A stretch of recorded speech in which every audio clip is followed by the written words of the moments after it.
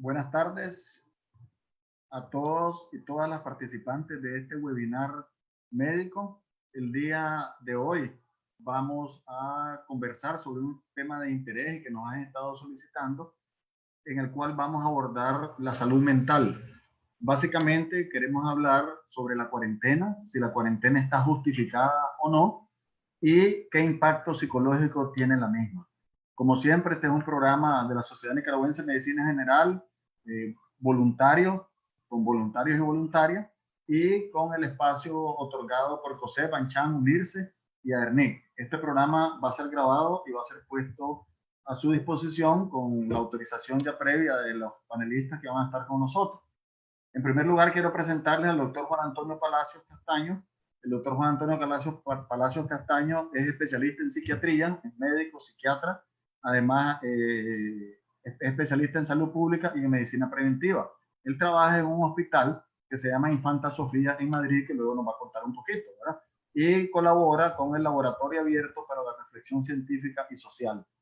Por otro lado, también está acompañándonos a nosotros el licenciado Javier Barreto, psicólogo e integrante del Comité Científico Multidisciplinario que creamos para el abordaje del coronavirus en Nicaragua.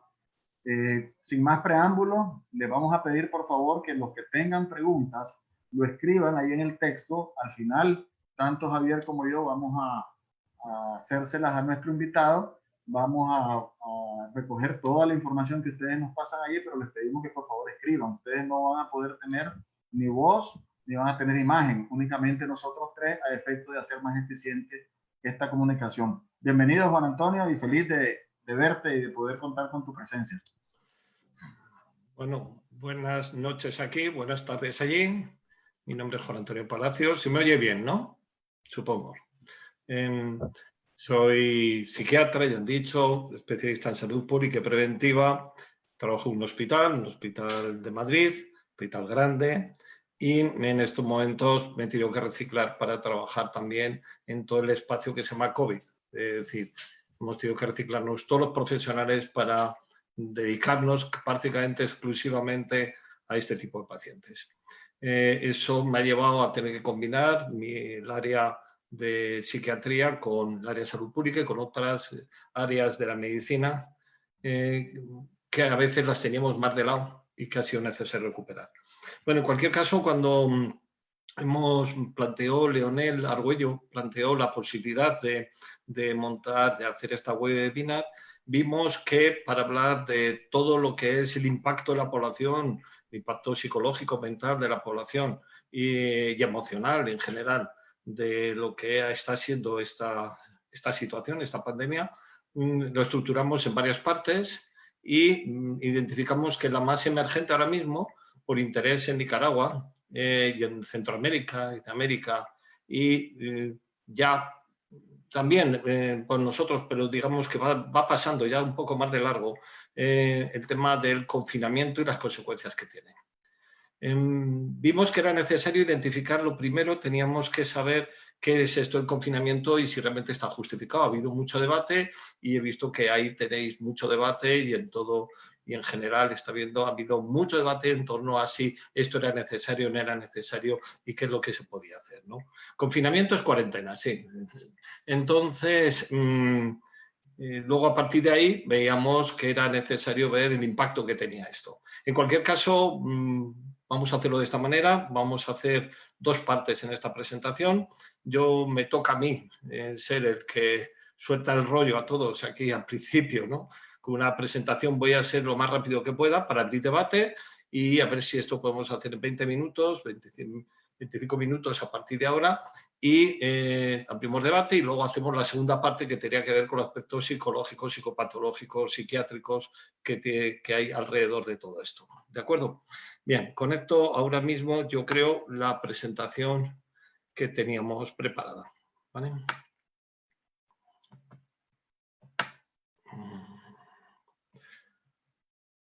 Bueno. Bien, supongo que la veis, ¿no? ¿Correcto? ¿Se ve? Sí, ¿no? Vale. Se ve. Entonces, vamos allá.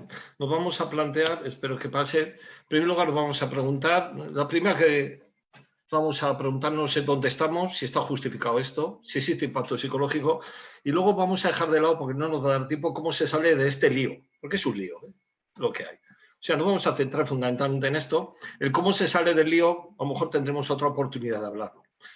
Vamos a desarrollar esas 3 primeras cuestiones y vamos a ello. Bien, ¿dónde estamos? Bueno, los datos que os pongo muy rápidamente, va a ser muy rápido, corresponden a estos 2 últimos días. Yo estuve de guardia ayer y, bueno, tengo datos de antes de ayer y de ayer.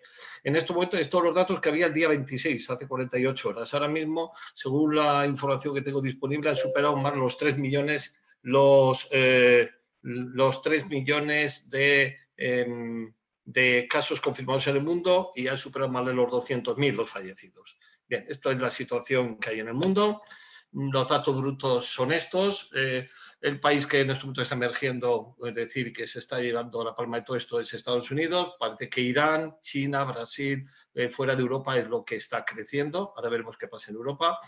Y el informe de la OMS de hace 48 horas dice: no existen aún evidencias contundentes de que las personas afectadas por COVID desarrollen anticuerpos y sean inmunes a una reinfección. Es decir, que estamos en la cuerda floja. Eso lo sabemos y luego, si queréis, lo comentamos. Esta es la situación, nos enmarca Nicaragua. Sorprende que Nicaragua tenga solo 3 muertos, 7 personas sanas y 10 diagnosticados. Bueno, vamos a dejar ahí, luego hablaremos un poco qué pasa con los datos oficiales en todo el mundo. Está claro que la primera detección se hizo en Hubei, en China, a finales del 19, diciembre, y el foco de pandemia no se encuentra ya en Hubei. Esto es en todo el mundo. En Asia preocupa Irán y en África preocupan, pues bueno, cada vez está más creciente, Egipto, Sudáfrica, Marruecos, etc. Bueno, en Europa sería esta la situación. 1 millón de casos confirmados, España se lleva la palma en este momento del número de casos registrados, es decir, después Italia, pero en cambio en mortalidad todavía estamos acercándonos a Italia, pero digamos que Italia es el número 1, ese es un poco el orden. Por cierto, todas las presentaciones que tenemos aquí las colgaremos en el repositorio, igual que toda la bibliografía que veáis que está puesta debajo, todo está fundamentado documentalmente. Os la pondremos en el repositorio del ARS para el que quiera que la descargue, que baje toda la documentación, absolutamente todo. ¿Vale? Los virus, está claro que en Europa hay más de 1 millón de personas ya en Europa, el 50% de la población mundial, y cada vez se está extendiendo más hacia el centro y el norte de Europa y de forma preocupante hacia el este. ¿Qué pasa en América? Mirad, en América la situación es la que veis aquí, es decir, según densidades, es decir, cómo se está expandiendo. Estados Unidos es el nuevo epicentro y va a ser epicentro mundial, por supuesto.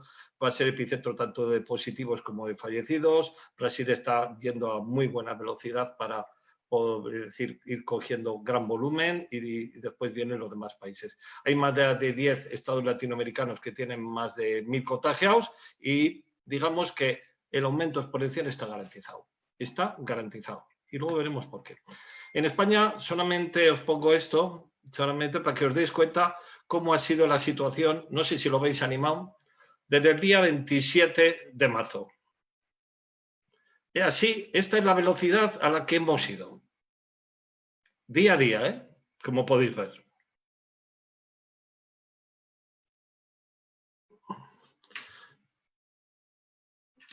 ¿Por qué en España y no en otros sitios? Eso no lo preguntaremos, ¿vale? Si nos preguntamos sobre los muertos, sobre la mortalidad ha tenido un crecimiento de este tipo. Equivalente, se ha ido extendiendo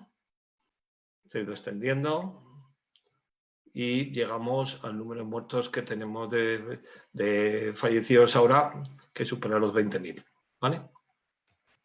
Bien. Es decir, es una curva claramente exponencial, imparable, que está empezando a horizontalizarse. Ahora el día 26 teníamos 200.000, ahora son bastantes más, 23.000 fallecidos, 98.000 recuperados. No voy a contar por comunidades autónomas porque no viene al caso. Nuestra posición en el mundo es esta. Me hubiera gustado poner los datos en Nicaragua, no he encontrado datos en Nicaragua, por lo tanto no puedo establecer la integración. Pero aquí os pongo los datos de mi hospital.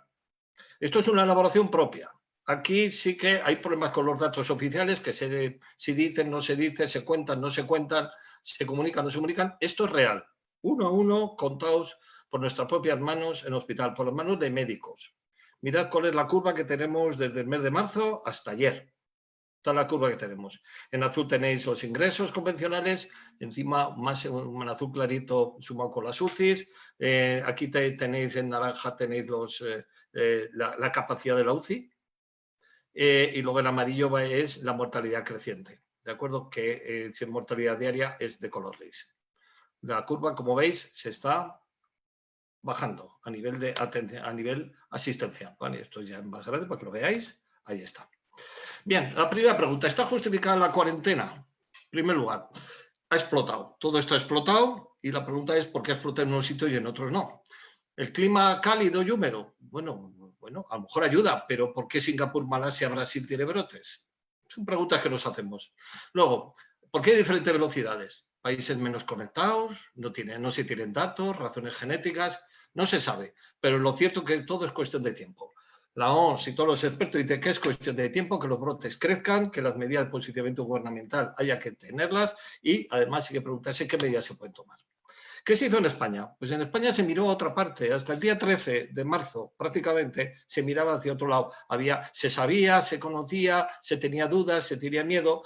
Pues como ha pasado en toda Europa, prácticamente en toda Europa, salvo un país que estaba más preparado y que adoptó medidas muy rápidamente, en general hubo muchas dudas. Incluso la misma Alemania tenía sus dudas. El día 13 declara el estado de alarma, cuando el día 11 estaba planteando que de momento se podía seguir adelante como estábamos. Se adoptaron medidas el día 14, todas esas medidas que tenéis ahí, muchas medidas muy fuertes, y se cerraron fronteras. Empezó el confinamiento, empezó la cuarentena. ¿Qué pasa en Estados Unidos? Voy a poner el caso extremo. El día 11 se prohibieron los vuelos internacionales. Bueno, ya sabemos las declaraciones de Trump, que absolutamente erráticas, que nos lleva a cuestiones que, si no fuera por lo trágico, serían hasta cómicas, ¿no? De qué va haciendo. Bueno, en cualquier caso, en este juego se prohíben vuelos, se declara el estado de emergencia sin distanciamiento social. El gobierno invita a la población a evitar los bares, restaurantes, a no asistir a eventos más de 10 personas. Se sugiere, pero no se impone el distanciamiento, y en todos los estados cada uno se busca la vida, hace lo que puede, toma la iniciativa e imponen diferentes cuestiones. Cada estado está yendo de una manera diferente.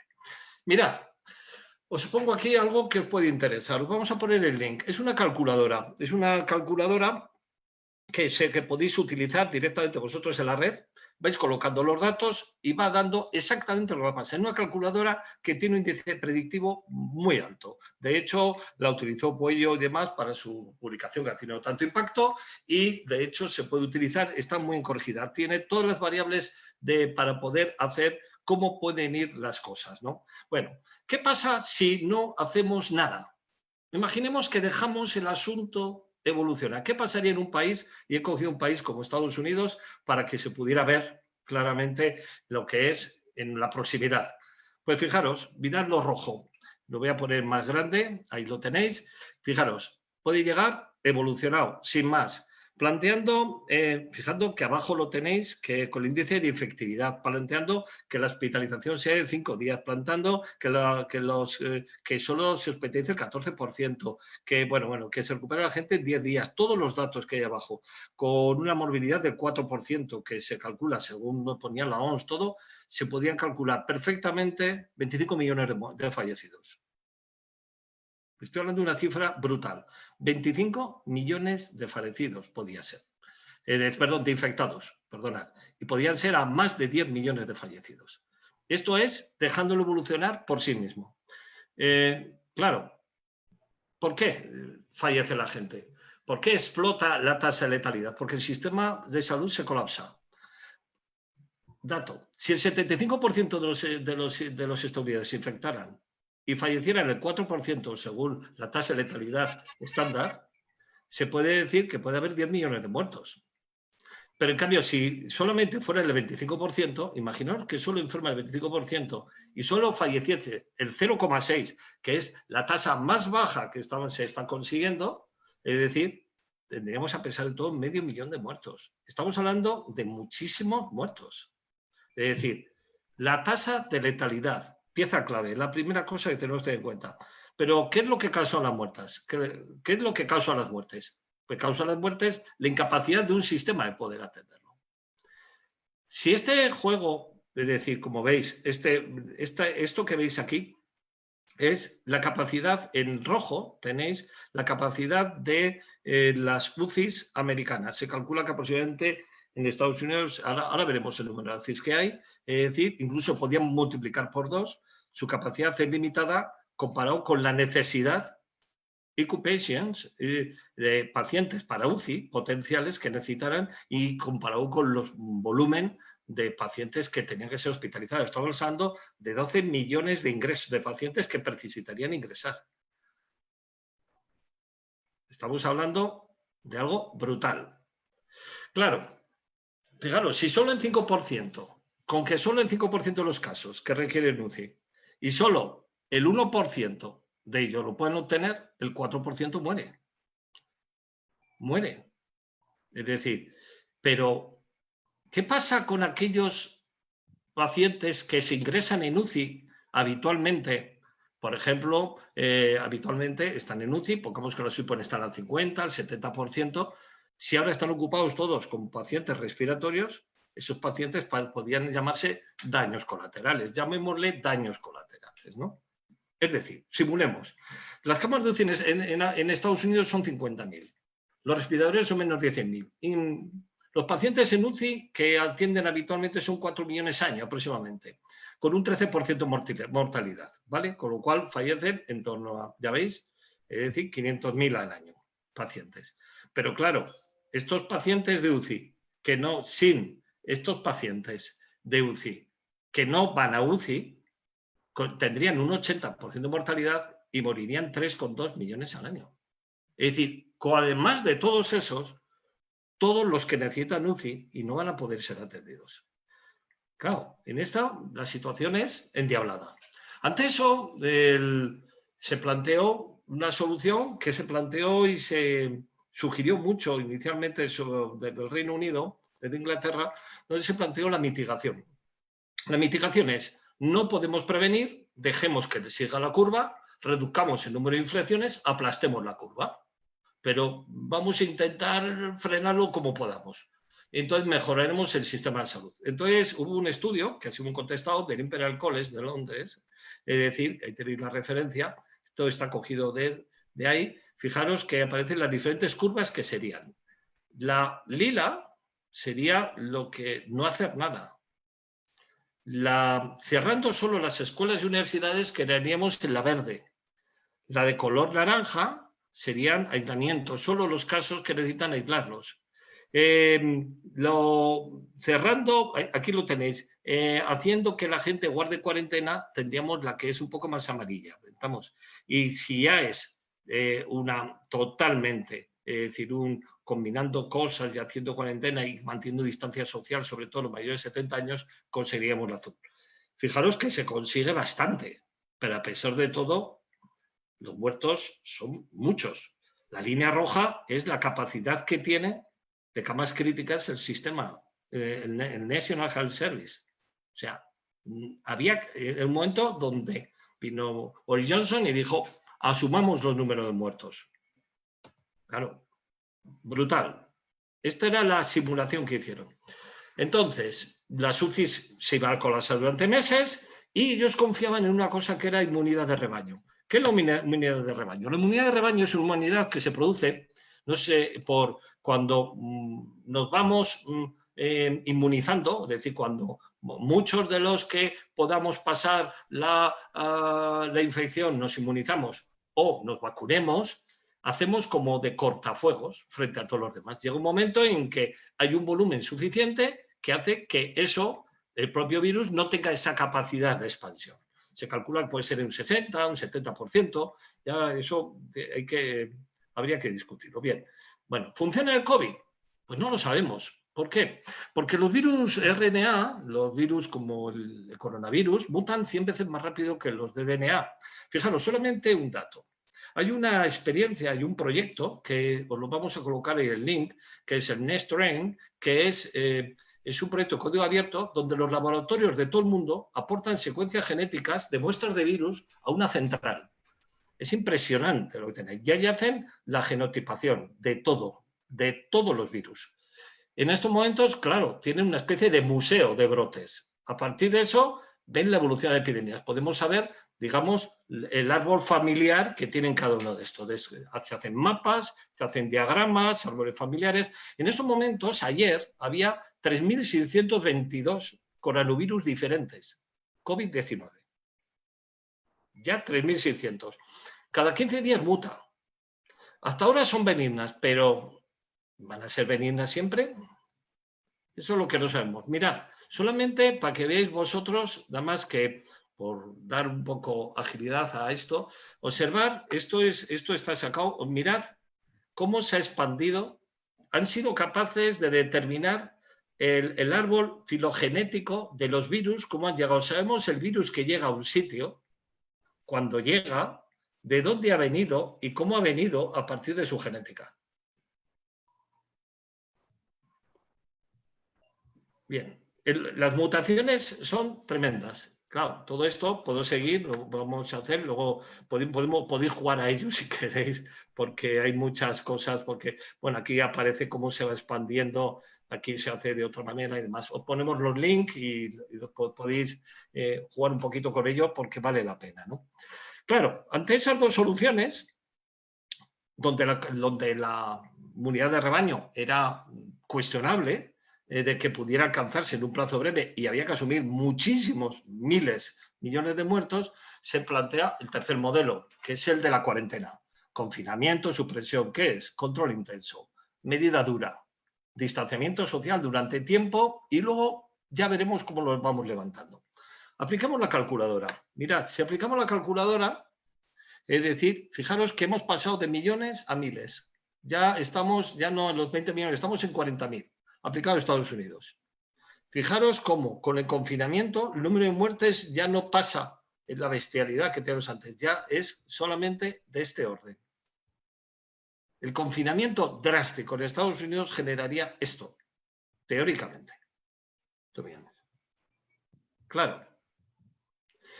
¿Qué pasa con esto? Que el número de víctimas pasarían de 25 millones, según la calculadora, a 40.000. De hecho, la calculadora la están validando y está consiguiendo un índice de fiabilidad altísimo. Esperamos la tasa de metal incluso una tasa de letalidad del 0,9, que es la de Corea del Sur. Vamos, sería, y aún así conseguimos con esto reducir el número de casos, descongestionar el sistema, los trabajadores del sistema de salud que se infecten pueden recuperarse y volver a trabajar, la tasa de letalidad, la verdad, es menor, el sistema puede seguir trabajando y ya hay daños colaterales todavía, pero bueno, un poco menos, ¿no? ¿Qué pasa con esto? Según este es el estudio que hizo el college, el Imperial College, dijeron, sí, pero luego cuando levantemos las medidas, fijaros lo que pasa, volvemos a reactivarnos. Claro, el problema no es el aplastamiento, el problema es qué hacemos después, cómo levantamos. Fijaros, esta es la curva epidémica de los casos en Hubei. En Hubei, es decir, esto se demuestra, es decir, no, como tenemos poco tiempo, se puede ver cómo las medidas de confinamiento dieron resultados. La parte esta naranja son los datos oficiales y la gris son los datos confirmados, realmente desde el punto de vista clínico. Bien. ¿Qué habría que hacer? Pues habría que tomar muchas medidas, y cuanto más tardemos, peor. Mirad, estas son las medidas, bueno, lo voy a poner en castellano, ahí está. Las medidas que se pueden tomar, diferentes medidas, y los países que hay aquí, ¿qué medidas han tomado? Y estos huecos en blanco, por ejemplo, en España, por hacer crítica, son tardanzas que ha tenido este gobierno en actuar. Y eso lo hemos pagado. Aquí podríamos poner una columna que ponga Nicaragua. ¿Cuál es de estas? Y veréis cuál es el resultado. Se aplica la calculadora y vemos. ¿Con esto qué quiero decir? Necesitamos trabajar técnicamente, necesitamos datos, necesitamos números y hay que saber lo que pasa, ¿no? Porque la cuarentena cuesta adoptarla, porque dura tiempo y eso mucha gente no lo acepta. En Estados Unidos veis, incluso el señor presidente, el Trump, Es decir, ha estado incluso alentando a mucha gente para que no acepte la cuarentena. Sorprende, ¿no? Para luego contradecirse. Destruye economía de empleos, por supuesto, ¿no? Vale, pero fallece mucha gente, ¿eh? Incluso, incluso con la cuarentena, ¿eh? ¿Por qué? Porque no hemos tomado medidas antes. Porque hemos vivido, ahí entraríamos en un planteamiento, en un mundo que era de otra manera. Y pensamos que nunca nos iba a pasar. Y además porque nos hemos olvidado de la fragilidad de lo que somos, ¿no? Y esto supone un alto coste político. Y el coste político se nota. Hay un problema con los datos. Claro, no se saben. Y los políticos, y a nivel político, en nuestro país hay dificultades para obtener los datos. Y muchos problemas, las cifras oficiales, muchos países no son correctas, no son creíbles. Nosotros a veces tenemos problemas para creernos nuestras cifras y eso que son bastante contundentes, ¿no? Luego la carencia de test masivos. No hay previsión, no hay logística. La ausencia de intervenciones, de mapas de seguimiento. Es decir, mapas de seguimiento, no, es decir, al punto donde estamos ya no se hacen de los pacientes. Es decir, claro, eso es fundamental. ¿Fundamental por qué? Para salir. Porque una vez aplicado el mazo, viene la danza, esa danza posterior. Porque hay que ver cómo desconfinamos, cómo salimos de la cuarentena. Y ese salir de la cuarentena necesita trabajar con un concepto, que es la R. La R es el ritmo de reproducción, o la ratio de reproducción básica, el ritmo básico de reproducción, que la R0, R sub 0, algunos llaman la RO, que es el número de casos que genera un caso infeccioso. Y cuando es menor de 1, bueno, podemos empezar a controlar, pero cuando es mayor de 1, está fuera de control. Con nosotros, hasta el día 4, llevábamos desde el día entre el 4 y el 16, creo, sí, hasta el día, creo que desde el día 4 al día 16 de abril tenemos una R menor que 1 y el día 16 se nos disparó. Las medidas de desconfinamiento eran imposibles. Ahora mismo la tenemos, creo recordar, si no la tengo por ahí, creo que la tenemos en 0,87. Bueno, y la estamos manteniendo. A lo mejor podemos plantearnos algo. Es decir, hay que trabajar con componentes de este tipo. ¿Cuáles son las ROS que hay en Nicaragua? ¿Cuáles son las ROS que hay semanalmente incluso en cada sitio? Porque claro, en función de la RO, de la R0, voy a llamarle RO, es decir, que hay que bajarla por debajo de 1, es decir, camino de la R igual a 1 o menos, podemos plantearnos las diferentes medidas de desconfinamiento. Y esas medidas tienen un coste. Podemos incluso hacer análisis de costes. Coste-resultado, coste-efectividad. El problema es que no lo estamos haciendo. Y el problema ha sido, primero, que hemos tardado en hacer y estamos pagando muchos muertos teniendo. Y segundo, que ahora, una vez que estamos en confinamiento, que tiene efectos secundarios como efectos psicológicos muy serios que vamos a ver, es decir, luego, además, tenemos que desconfinar. ¿Cómo lo hacemos? Esa es la pregunta. Bien. 25 minutos, Leo. Habíamos quedado, ¿no? Sí, no está bien. Solo quisiera que hay una gráfica que pasaste ahí del martillo, que es algo que se ha estado hablando con frecuencia. Tal vez un poquito ese de la danza. Mira, que explicaras un poquito alrededor de eso. Sí, mirad, aquí en esta gráfica aparece en la línea negra, aparece no cerrada. Pues todo se va, como decimos en España, de rositas, ¿no? Se va. Y luego la mitigación. La mitigación frena un poco el no hacer, pero la verdad es que consigue unos resultados muy limitados. Lo que hay que hacer es aplicar medidas duras. La medida dura en estos momentos es cuarentena, pero no es la única. Hay que aplicar más cosas. Ahora veremos que, pero como estamos en esta webinar con la cuarentena, hablamos de cuarentena. Ese es el martillo. Es muy duro. Es muy duro hacer que la población se cierre en casa. En este momento llevamos muchas semanas, 7 semanas, vamos por la octava semana de cuarentena, donde se puede salir, donde se han puesto más de 500.000 de multas a quien sale a la calle, donde la policía está haciendo controles. Bueno, es muy duro estar encerrado, es muy duro todo lo que está pasando alrededor de eso. Vale, pérdidas de trabajo en un país donde hay mucho trabajo autónomo, el índice de destrucción de trabajo es tremendo, se habla de millones de desempleados, estamos en la mayor crisis económica antes de la Segunda Guerra Mundial en Europa, una crisis brutal. Claro, eso es, ¿por qué? Porque tenemos algo que nos puede destruir, porque no hacer nada nos destruye y hay que hacer algo y la única solución es esto, ese es el martillo. Este martillo, una vez que va doblegando la curva, va haciéndola. Nosotros vamos a decir que estamos a mitad de la caída de donde pone el martillo, ¿no? Y entonces, a partir de ahí, empieza ya a estar a un nivel donde podíamos empezar a plantearnos donde la R0, está ya empezando a estar bajo control. Pero ¿cuál es el problema? Que hay que empezar a abrir. ¿Cómo abrimos? Esto es un pulso, es una danza. Es una danza donde, por ejemplo, el presidente de gobierno hace unas horas, hace escasamente 3 horas, ha planteado, hace 48 horas, 24, 48 horas, abrieron la posibilidad de que pudieran salir los niños a la calle con una norma muy determinada, una hora solo, con un solo progenitor, demás. Ahora se va a abrir progresivamente de otra manera, no se van a abrir los colegios, las universidades no van a poder abrir, etcétera, etcétera, etcétera. Hay un montón de medidas que para ver, pero hay que andar midiendo a ver qué pasa. A ver si esta curva no vuelve a dispararse de nuevo, no vuelve a subirse de nuevo. Yo no sé si por aquí arriba, no sé, hay aquí para que yo pudiera escribir. Bueno, es decir, hay que tener mucho cuidado, porque de lo contrario esta curva se puede disparar, como veíamos atrás en esta curva de aquí. Como veis, se puede disparar. De ir plana, según como sea el desconfinamiento, todo se puede hundir de nuevo. Todo puede volver para atrás. Es un pulso. Este pulso va a durar meses. Meses.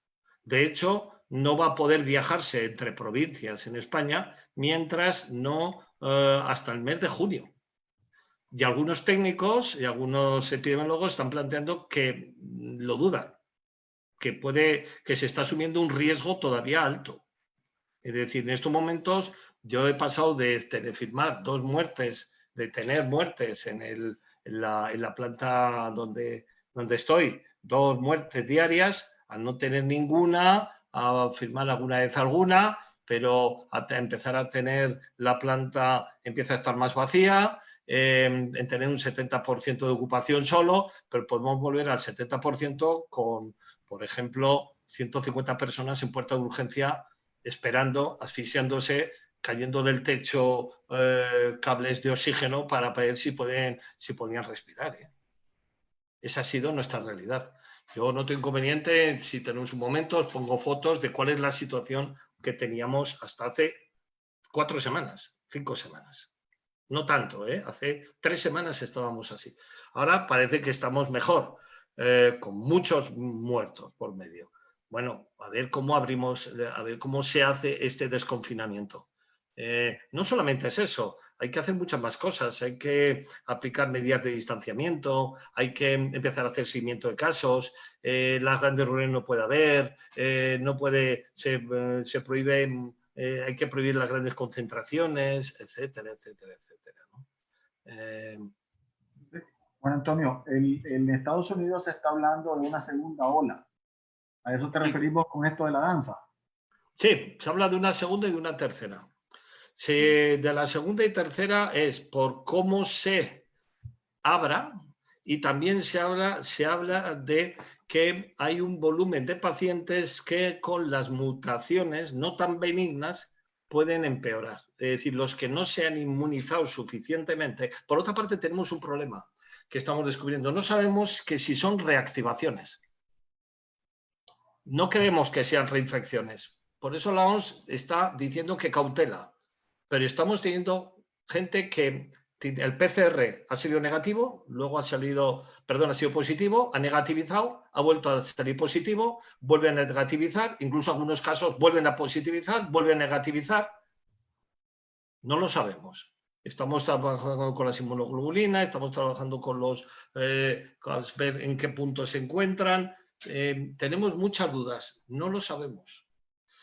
Pero todas las previsiones hablan de una curva menor, pero va a haberla. Se calcula que en un mes, 4 semanas. Yo he estado en contacto con pacientes en otros países, en México específicamente, directamente con pacientes, y me estaban planteando que yo pregunté en España y me dijeron que sí, así eso estaba pasando. Pacientes que ya están en la etapa de convalecencia, ¿verdad? Que solamente ya le salieron el PCR negativo y nada más las inmunoglobulinas las tienen altas, pero están con muchísimo dolor de garganta y con mucha mialgia, con mucho dolor muscular.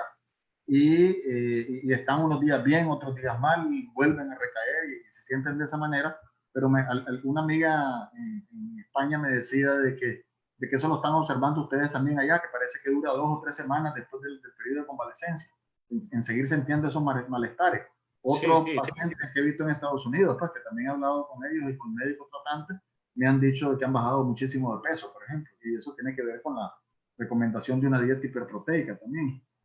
No, pues nosotros sí, tenemos ese tipo de cuadros, tenemos las reactivaciones estas que hay y luego otra cuestión, tenemos pacientes en UBI que van a estar un mes más o 2 meses más.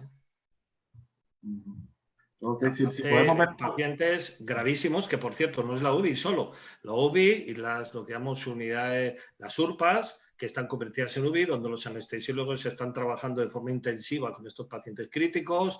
Es decir, tenemos una situación muy complicada. La URPA es donde los pacientes quirúrgicos salen para el despertar, los cuidados y demás. Si solo tenemos ocupado, ¿cómo vamos a hacer la cirugía programada?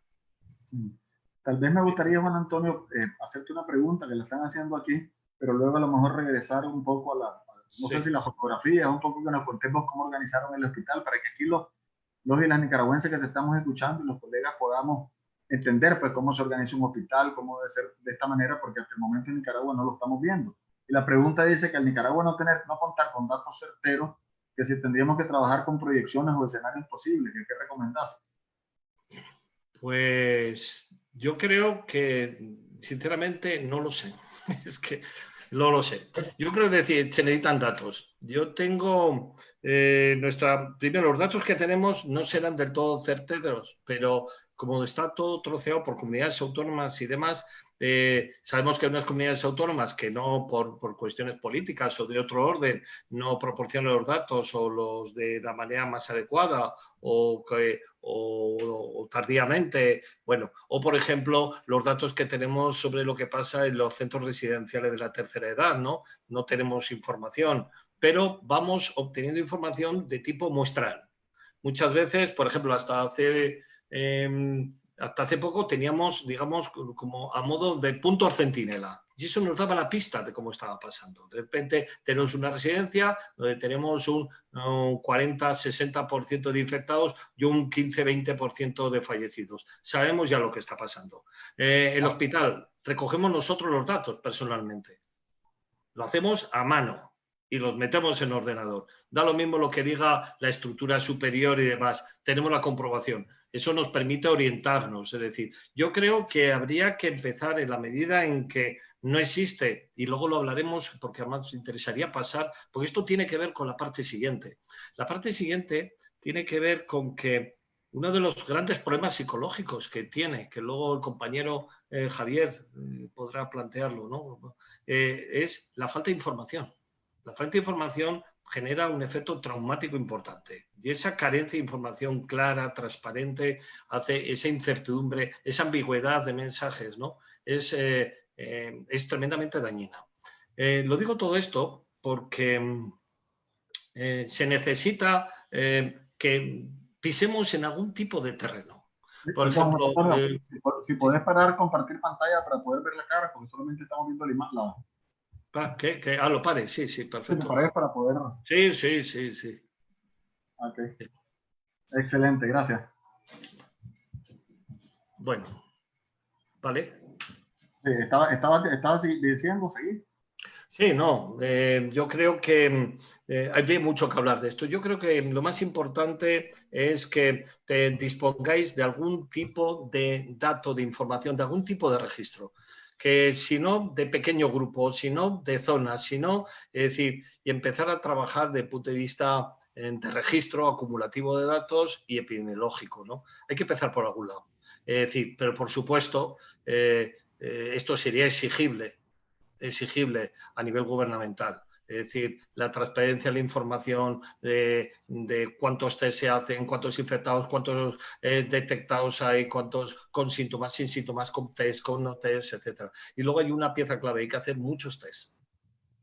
Sin muchos test no podemos saber cómo está la población. Si no sabemos cómo está la población, por ejemplo, se calcula, ¿por qué muchos de nuestros compatriotas técnicos, epidemiólogos, salubristas dicen es dudoso lo que estamos haciendo. ¿Por qué? Porque estamos abriendo el confinamiento sin tener datos de lo que pasa en población general.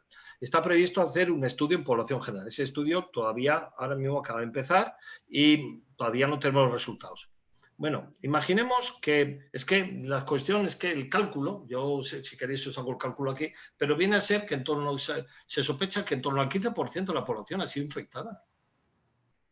Y con un 15%, 20% de la población infectada, estamos en una situación de alto riesgo. Es decir, el efecto rebaño, el efecto inmunidad de rebaño no va a existir. El inmunidad de rebaño es con el 60%. Necesitamos mucho más que eso. Y para eso necesitamos saber qué pasa en la población general. Para eso necesitamos ese estudio de población general, ese muestreo aleatorio que nos diga cuántos están inmunizados, cuántos no han pasado, cuántos han sido asintomáticos, cuántos han sido sintomáticos, etcétera. Es la única manera de calcular, de poder trabajar en la R sub 0. Si no, no podemos hacerlo. Ya, excelente. Bueno, yo creo que podemos pasar sí, yo creo que ha quedado bastante claro. Podemos pasar al otro componente. Luego, si queréis hablar de cómo se organiza esto y demás, eso lo podemos dejar al final. Sería otro momento. Vamos a dejarlo al final si hay tiempo, pero nos concentraríamos ahorita en lo que nos habíamos comprometido, que sería el impacto psicológico de la cuarentena.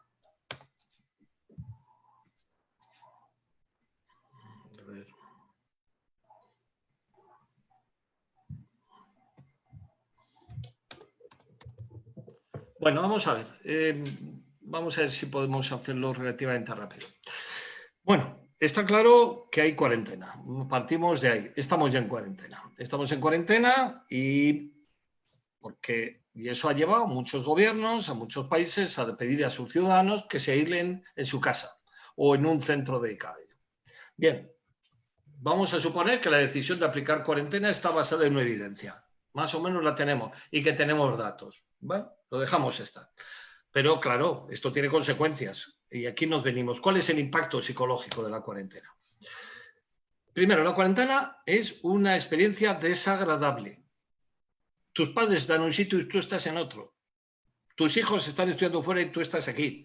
Hay separación de las personas que ya tu pareja está en otro sitio y te ha pillado trabajando en otro lado. Hay una pérdida de libertad y luego hay una gran incertidumbre sobre lo que va a pasar. Y luego, algo que parece no es ninguna tontería. Nos aburrimos como ostras. El resultado, dramático, ya veremos. Ya veremos los suicidios, enfado, rabia, demanda judicial. No hemos visto suicidios hasta recientemente. Ahora hablaremos, ¿vale? Claro, esto nos lleva a decir, pero bueno, entonces, claro, esto es un equilibrio. Los beneficios potenciales, desde el punto de vista de supervivencia, morbilidad, mortalidad, sanitarios y demás, que tiene la cuarentena y los costes psicológicos. Es decir, se trata de reducir, esto sí que tenerlo en cuenta, tiene efectos muy negativos. Vale, para hacer esto vamos a dejarnos de lucubraciones y en ese sentido se necesita hacer evidencia. Y yo, en la misma lógica de lo anterior de los datos, voy a intentar hacer datos de todo esto. La OMS recomienda revisiones rápidas y se están trabajando en revisiones rápidas. Hay una revisión reciente del mes de marzo de Lancet que revisó varios miles de estudios, veremos, y escogió 24 estudios de 10 países de gente que había vivido confinamiento en SARS, ébola, influenza, síndrome respiratorio, también con influenza equina y con el N1H1 y el SARS simultáneo. Y luego también tenemos algunos, pero también, aunque han sido cuestionados, como muchos de los datos que vienen de información de China, pero ahí están, en la Sociedad China de Psicología, que hizo un estudio de 18.000 ciudadanos encuestados y hablaba del volumen de ansiedad tan brutal que se había creado en Huawei y en 42% y el 16% de depresión incluso, en las personas confinadas. Nos pareció tremendo cuando lo leímos. Bien, vamos a ver, preguntas. Todos los estudios, vamos a ver. Yo, por cierto, no he puesto aquí las referencias las tengo al final, son de todos los estudios, porque si no se llenaba mucho las imágenes, pero están toda esta referencia. Todos los estudios dan efectos psicológicos negativos de muchos tipos, estrés traumático, confusión, enfado, y meten muchos factores, lo incluyen, de todo tipo. Y hablan de efectos duraderos. Vamos a ver, mirad, este es el estudio de Lancet, en una revisión que se hizo en PubMed, vieron que había 3.163 estudios, al final seleccionaron 24. Este es el modelo de selección que emplearon y es el que vamos a emplear. Aquí, bueno, me voy a saltar todo esto, vamos un poco retrasado. Estas son las evidencias. Cuando pone 1, 2, es decir, dice las evidencias que dice cada estudio. ¿Vale? Os voy a sacar las conclusiones. Conclusiones de este primer pack, que son 5 packs, los que voy a plantear. La cuarentena es el factor más predictivo de trastorno de estrés postraumático. A mí me ha sorprendido. De síntomas de estrés postraumático. Y las personas en cuarentena son más propensas a agotamiento, desapego, ansiedad, irritabilidad, insomnio, poca concentración, indecisión, deterioro del desempeño laboral, rechazo de trabajo y renuncia laboral. Dejan el trabajo. ¿Por qué dicen predictivo de trastorno de estrés postraumático? Porque los han comparado con otras crisis económicas que sufre la misma población y de las que no acaban desarrollando componentes de estrés traumático. Digamos que la cuarentena elabora, genera algo en el individuo que le hace más propenso a padecer este tipo de cuadro. Las personas que tienen cuarentena tienen muchos problemas de angustia, de prevalencia de angustia, de todo tipo, irritabilidad, ira, sobre todo disminución de estado de ánimo e irritabilidad. Y los casos de cuarentena que te ves obligado cuando tú no eres el afectado, pero tienes a tu familia, un caso afectado, tu pareja está afectada y tú no tienes más remedio que tener cuarentena porque ella ha sido la que está infectada y tú no lo padeces, estas personas especialmente tienen más irritabilidad, más nervios, más temores, más culpabilidad, es decir, y generan un nivel, digamos, podríamos decir, de mal rollo interno, es decir, mucho más alto que si ellos mismos hubieran sido afectados.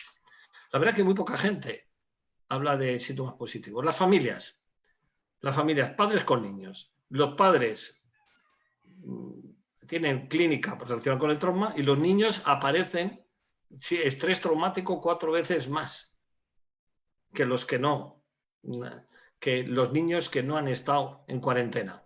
Y estamos hablando de cuarentenas de 3 a 6 semanas. Los pacientes con trastorno mental grave o trastorno mental. Bueno, tienen más ansiedad y irritabilidad, sobre todo 6 meses después de la cuarentena. Y los trabajadores de salud, ya nos vamos a centrar en ello, que tienen tendencia a minimizar el contacto con pacientes y a faltar el trabajo. Los trabajadores de salud, y veréis que va a ser la mayor evidencia de todo lo que voy a contar a lo largo de este tipo. Los trabajadores de salud son los más afectados por todo esto, tanto si la sufren como si no están. Después de la cuarentena, hay las conductas de evitación están y empiezan los lavados de manos constantes, la evitación de multitudes, los problemas de puntualidad. Y fijaros que esto sucede también en los trabajadores de salud. Bien, ¿cuál es el perfil de estos pacientes? Bueno, la verdad es que lo pongo aquí, pero voy a decir, no existe un perfil. Disperso absolutamente. No hay un perfil de paciente que sea candidato a esto. Pero sí que sabemos cuáles son los estresores durante la cuarentena. Lo pone arriba. Creo que son 4. Me parece que me salían 4 estresores. Primero, la duración de la cuarentena. Cuanto más dura la cuarentena, peor. Se sabe que pasando los 70 días, la situación traumática es muy alta. ¿Vale? Pasando los 70 días. Estamos hablando de 10 semanas. Incluso hay quien dice, empieza los componentes traumáticos a partir del 10º día. Miedo a la infección. El miedo a la infección lo llena todo. Es decir, miedo a pasarlo tú o a infectar a los tuyos. Y esto lo viven sobre todo los sanitarios. Luego lo veremos. Y entonces, esto más se nota porque meses después de haber pasado la cuarentena, es decir, hay una mayor reexperimentación de síntomas físicos alrededor de la infección. Y las más preocupadas, parece ser, hay un estudio, por eso pongo un 1, perdonadme, es las mujeres embarazadas y las que tienen con niños pequeños. con un niño o 2 pequeños. Cuando uno tiene 3 o 4 niños, no lo sé. Me llamó la atención este estudio. Pero bueno, ahí está. El aburrimiento, la frustración, la sensación de aislamiento, da angustia. La frustración se exacerba porque tú no participas en actividades cotidianas. Adelanto. El secreto del confinamiento es tener un ritmo de vida. Hay que tener una rutina. Hace poco Saviano, este escritor que escribió Gomorra, que ha sido amenazado por la mafia italiana, en una entrevista contaba su experiencia en confinamiento. Es un hombre que ha tenido que pasar mucho tiempo, muchos meses, muchos años, incluso meses encerrado en un sitio sin poder salir. Decía que la clave estaba en mantener una rutina, en tener tus horarios, en tener las cosas que hacer, en tener tus sábados y domingos dentro de una rutina, aunque parezca que todo es lo mismo, ¿no? La rutina, ¿verdad? Porque necesitaba combatir el aburrimiento, la frustración, que eso le llevaba a la sensación de aislamiento del mundo. Esa frustración, por no participar en actividades, es decir, es grande. Por eso, salir a la compra de necesidades básicas o participar en redes sociales, en teléfono, internet, es fundamental. La OMS ahora mismo, en los estudios veremos al final, recomiendan teléfono e internet. De hecho, en el hospital hablaremos que incluso se les está proporcionando en algún hospital, alguna compañía de teléfonos ha proporcionado teléfonos para uso de los pacientes y tablets. Nosotros tenemos algunas disponibles que hemos puesto los médicos para los pacientes, para que puedan utilizarlo. Durante la cuarentena, tercero, la falta de suministros adecuados. Es decir, comida, agua, ropa, vivienda, despierta un enojo que incluso dura tiempo después de pasar la cuarentena. Digamos que la rabia, el malestar y la ansiedad se mantiene. La falta de atención médica y recetas médicas regulares. Veremos cómo resolver esto. El compañero antes me ha estado preguntando sobre cómo resolvíamos esto. Luego si eso lo hablamos, ¿no? Y luego, cuando la salud pública tiene que proporcionar mascarillas, termómetros, pero si llegan tarde o no proporcionan, esto genera un nivel de estrés muy alto, mucho más alto que cualquier otra cosa, mucho más alto, sobre todo cuando se crean expectativas que tardan en llegar. Fijaros que hay un brote, el brote de SARS que hubo en Toronto, en Canadá. Los canadienses se emplearon a fondo en dar suministros médicos, kits médicos magníficos al inicio a todo el mundo que estuvo en cuarentena. Pero luego la gente que vivía alejada les habían asegurado que iban a tener un sistema de suministro regular de alimentos, de víveres y demás, y no lo tuvieron. Esto ha supuesto no solo el gran enfado, sino la vivencia de malestar mayor que han tenido los canadienses en el brote cuando tuvieron el brote de SARS. La información inadecuada. Esta es la pieza clave. Esta es la pieza mayor. Es el factor estresante mayor cuando se da información deficiente, cuando no se dan pautas claras, cuando no se explica a la gente claramente a la población cuál es el propósito de la cuarentena. Mirad, en Toronto, con el brote de SARS, se estudió por qué la gente está tan enfadada y también está enfadada por esto. Y se dieron cuenta que los mensajes que se habían dado tenían muchos estilos, enfoques, contenidos, porque era un gobierno de coalición. Y había diferentes ministros y diferentes directores generales que cada uno daba un mensaje diferente. Es decir, no había coordinación entre los niveles de gobierno. La falta de claridad lleva a temer lo peor y la falta de transparencia por parte de los niveles gubernamentales. Y esto parece ser que en los estudios demuestran que es un predictor de trauma, de estrés traumático, porque se confía en el jefe, se confía en el gobierno, se mira para arriba. Tanto se confía que ha habido un montón de casos de gente que se ha inyectado energía por la tontería que ha dicho el señor Trump. Es decir, ese tipo de vínculo. ¿Qué pasa después de la cuarentena? Después de la cuarentena, y ya acabo enseguida, primero, el tema de la economía. El tema de la economía tiene efectos duraderos. Es decir, la pérdida financiera, los graves problemas económicos, ese factor de más riesgo para que la gente luego consulte, tenga rabia, ansiedad, trastornos psicológicos y demás. Fijaros que esto, aquí pongo el caso de la cuarentena de gripe equina o la de, por ejemplo, en contacto con ébola, ¿no? Es decir, cómo se garantizaba asistencia financiera a la gente, le llegó tarde, no le llegaba, o cuando llega no cubre los gastos profesionales. Bueno, y sobre todo la sensación que hay cuando uno vuelve a depender de la familia. Y eso es difícil de aceptar muchas veces y genera mucho conflicto. Volvemos al brote de SARS de Toronto. Ahí sí que financiaron muy bien y lo financiaron ampliamente. Quedaron a una gran parte de la población, pero tardó en llegar el reembolso. Y al tardar en llegar el reembolso, se cayó todo un sector de la población. Se creó una inequidad tremenda. ¿Vale? Por lo tanto, hay que abordar esto, pero hay que abordarlo a tiempo. El estigma. Esto es una de las cosas que estamos viendo. Ya veréis que es una de las cosas más potentes que tenemos nosotros y nos está empezando a pasar. El estigma, que va más allá de la cuarentena.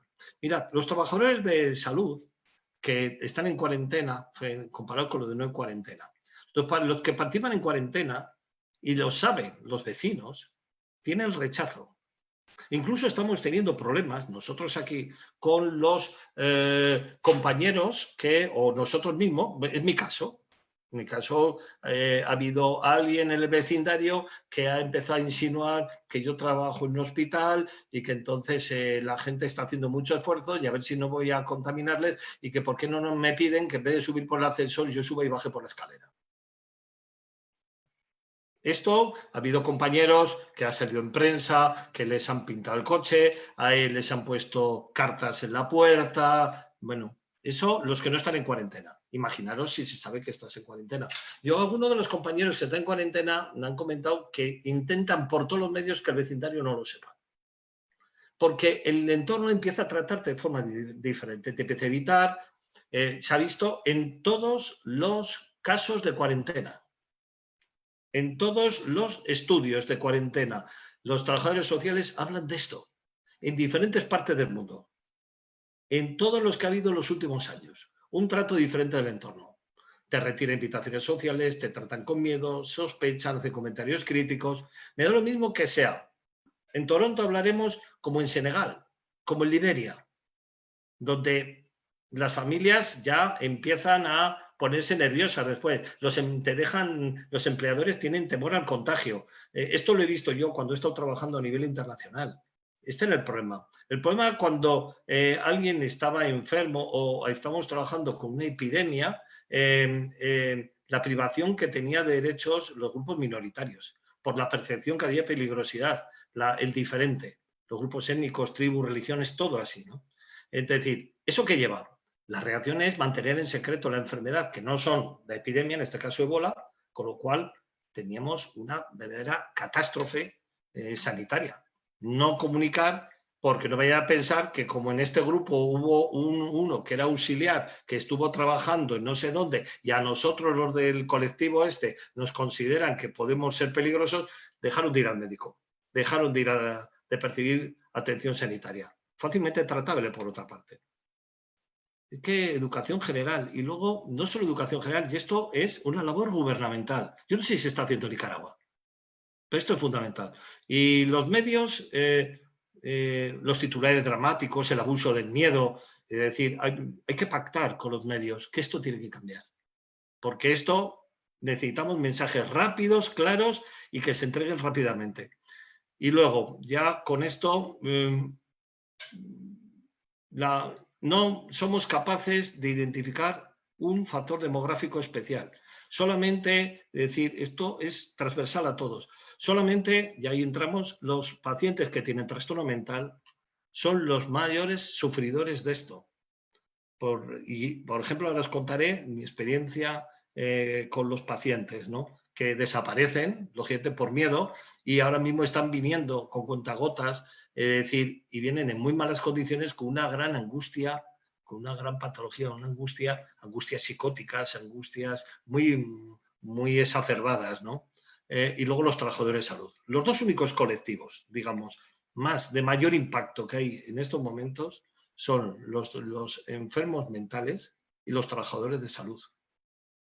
Y ahí es donde se debería dirigir absolutamente todo. Es decir, ¿qué hay que hacer? Confinamiento lo más breve posible. El cordón indefinido, es decir, sin límite claro, llevó a un volumen de suicidios alto en China. Es decir, la extensión tiene que ser concreta. Y luego, estas prórrogas de extensiones, que por ejemplo hemos vivido en nuestro país, esto crean una sensación de desmoralización y frustración. Se han llevado bastante bien, pero cada vez que prolongaban una de estas cuestiones, teníamos citas en urgencias. La información tiene que ser clara. Temor a ser infectado, infectar a otros, es decir, es la ocurrencia común, es el miedo común para las personas expuestas, para los sanitarios, para todo el mundo. Y lo que necesitamos es información concreta. Hay que comprender por qué la cuarentena y hay que comprender la enfermedad y hay que dar mensajes claros. Suministros adecuados, ya lo hemos visto, suficiencia. Y eso hay que hacer planes. Al aburrimiento, la mejora en ese sentido, hay que informar cómo ocupar y la comunicación con amigos y familia. Es curioso, me ha llamado la atención en la primera vez en mi vida que haciendo una revisión me aparecen estudios de controlados donde aparece como elemento esencial tener el móvil, el cargador del móvil, la red, el wifi, es decir, como elemento básico para reducir el aislamiento, el estrés, el pánico, con la activación de redes sociales, la línea telefónica continua. Por ejemplo, el gran éxito, cuestionable, es decir, por los medios, pero cuestionable por la pérdida de libertades que ha habido en países como ha habido en Taiwán y demás, ha sido por el control vía telefónica, la asistencia. Te llamaban 2 veces al día. Recibías llamadas telefónicas de cómo estabas, dónde estabas, si te pasaba, si tenías síntomas, si no tenías síntomas. Bueno, vamos a decir, aquí la línea telefónica abierta. Lo que no puede ser es como nos pasa en Madrid, línea telefónica donde llamas y no hay manera de que te cojan, porque está colapsada. Incluso hablan de línea de asistencia telefónica, en algún estudio habla de atendida por enfermería psiquiátrica, ¿no? Líneas de comunicación abiertas de todo tipo, ya veremos, ¿no? Que parece que esto aumenta la tranquilidad, disminuye el miedo, el hablar. Y luego los grupos de apoyo. Hay que montar grupos de apoyo, es decir, y la terapia de grupo. Si queréis hablamos un poco de esto. En fin, nada más, los trabajadores de salud que hemos hablado, que no quiero entrar, y luego por último el altruismo. No hay ningún estudio que evalúe la cuarentena obligatoria con respecto a la voluntaria. Es curioso, a efectos de bienestar.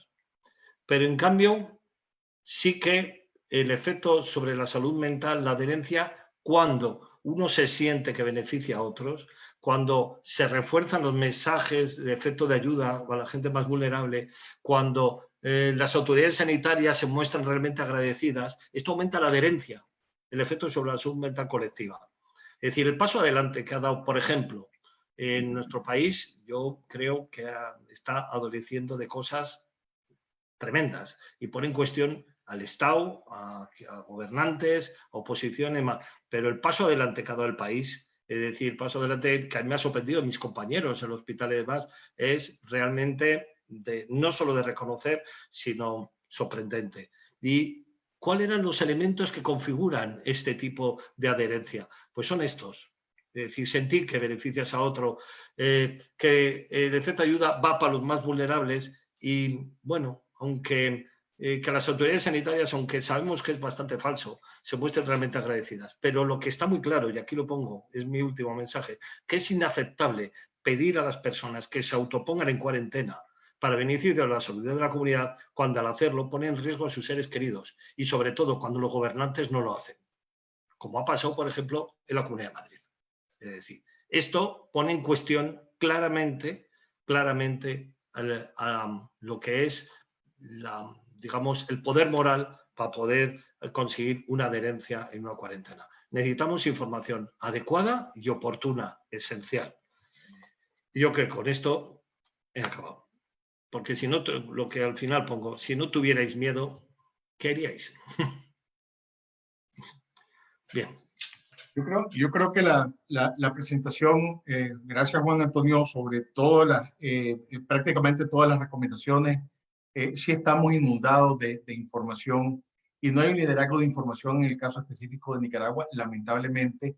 Entonces, poder contar con medios que nos estamos dedicando a esto es algo que podría explotarse muy bien. Quiero retomar muchísimo lo que acabas de decir, que es la no aceptación de una nueva condición, porque es fea, porque es desagradable, porque atenta contra lo que yo estoy acostumbrado a hacer. Yo creo que en este momento buscar felicidad está difícil y hay que ser como muy honestos con esto. Lo que sí podemos buscar es el significado de lo que estamos viviendo para darle valor a realmente poder estar en un confinamiento como lo estamos en este momento. Eso estamos claros de que no todo el mundo lo va a poder hacer. Nicaragua es el segundo país más pobre de Latinoamérica y del Caribe. Y aquí mucha gente te puede decir, bueno, si yo no trabajo, yo no como. En todo caso, la recomendación es muy bien. Entonces adopte todas las medidas que le estamos diciendo para prevenir al máximo el contagio. Recordemos una cosa también, y esto es parte de la no aceptación del confinamiento y de la realidad que vivimos en Nicaragua con 2 años de una crisis sociopolítica que además afecta. Entonces esto es como llover sobre mojado.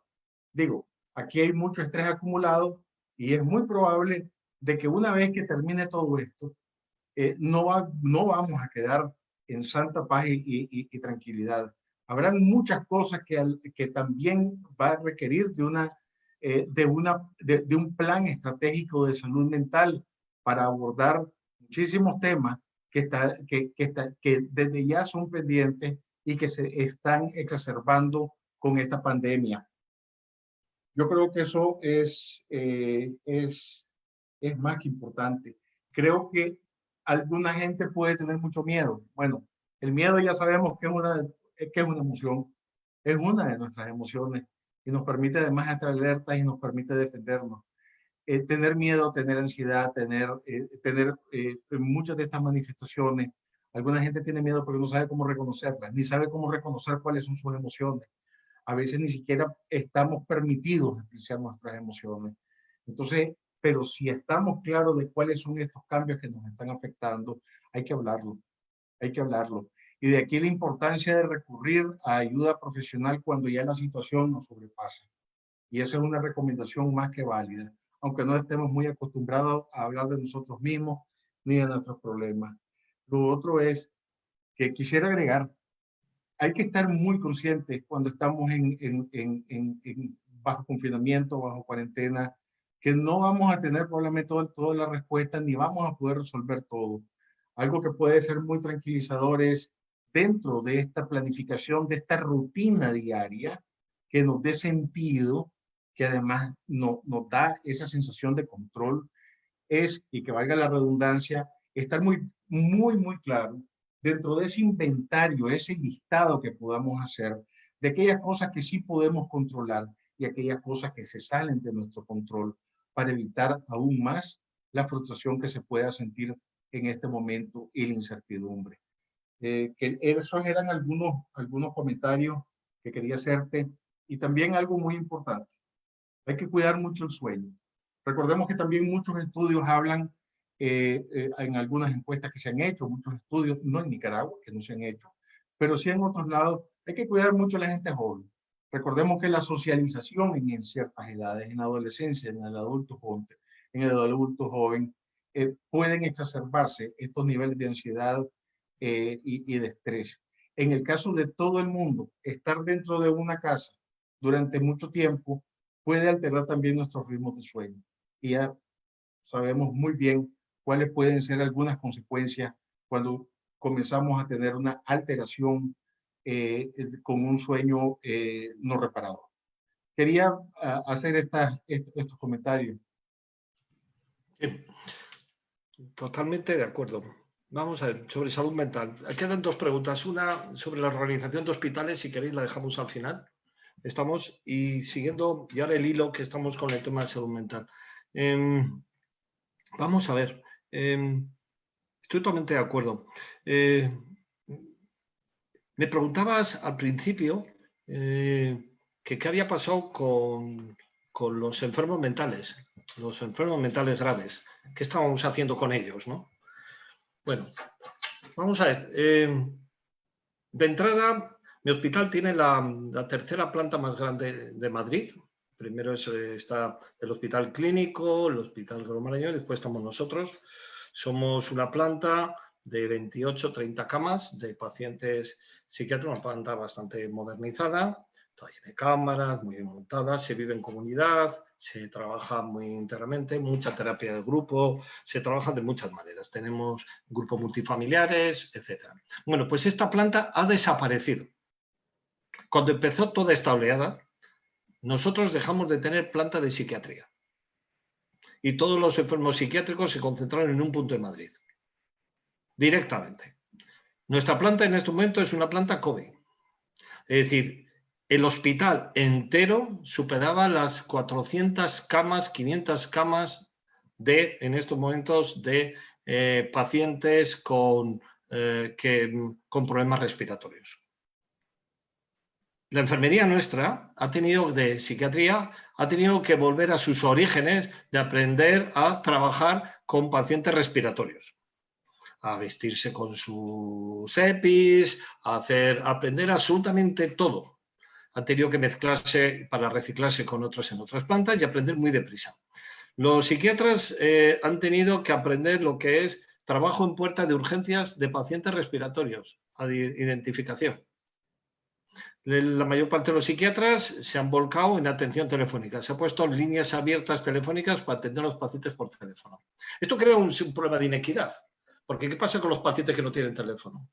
¿Qué pasa con las personas mayores? ¿Qué pasa con el esquizofrénico que tiene delirio con el tema del teléfono? ¿Qué pasa con todo eso? Ese es un gran agujero. Digamos que tenemos... ¿Qué problema ha habido? Pues que todo ha sido hospitalocéntrico. Y todo se ha montado de forma central alrededor de las especialidades que nos hemos reciclado para trabajar de forma ultra especializada. Y en cambio la atención primaria ha sido descuidada. Todo esto hubiera cambiado si la atención primaria se hubiera reforzado. Si la atención primaria todos lo hubiéramos trabajado todos ahí fuera, en la calle. Es decir, lo que pasa es que nos hemos gran parte bunkerizado dentro de los hospitales. La mayor mortalidad que va a salir, que no está saliendo, es en las residencias de ancianos. Estamos hablando en Madrid de miles de muertos.